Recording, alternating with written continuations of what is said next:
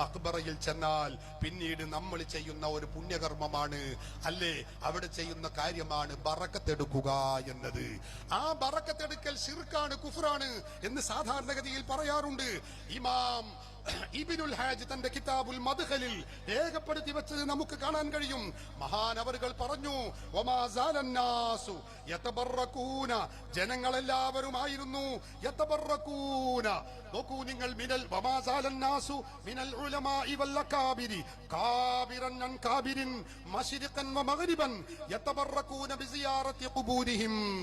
ലോകത്ത് കഴിഞ്ഞുപോയ പണ്ഡിതന്മാരും സാധാരണക്കാരും എല്ലാവരും, മശ്രിഖിലും മഗ്രിബിലുമുള്ള മുഴുവൻ ആളുകളും, മഹാത്മാക്കളായ അമ്പിയാക്കൾ, മഹത്തുക്കളുടെ ഖബറുകളെ ബറക്കത്തെടുക്കുന്ന പതിവുണ്ടായിരുന്നു. ശിർക്കാണ് എന്നല്ല.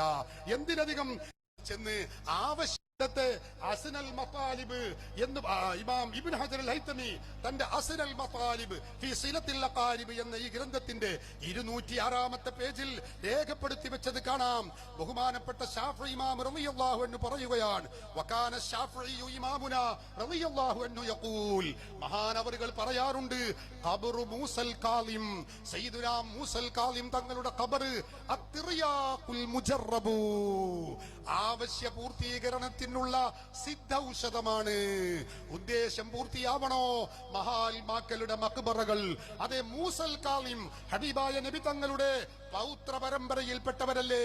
മൂസൽ കാളിം റളിയല്ലാഹു അൻഹുവിന്റെ മഖാമ് നിങ്ങളുടെ ആവശ്യ പൂർത്തീകരണത്തിനുള്ള സിദ്ധൌഷധമാണെന്ന് ഇമാമുന ശാഫിഈ റളിയല്ലാഹു അൻഹു പറഞ്ഞിരുന്നു എന്ന് ഇമാം ഇബ്നു ഹജർ തങ്ങൾ തന്റെ അസ്നൽ മതാലിബ് ഫീ സിലത്തിൽ അഖാരിബ് എന്ന ഈ ഗ്രന്ഥത്തിൽ രേഖപ്പെടുത്തി വെക്കുന്നു.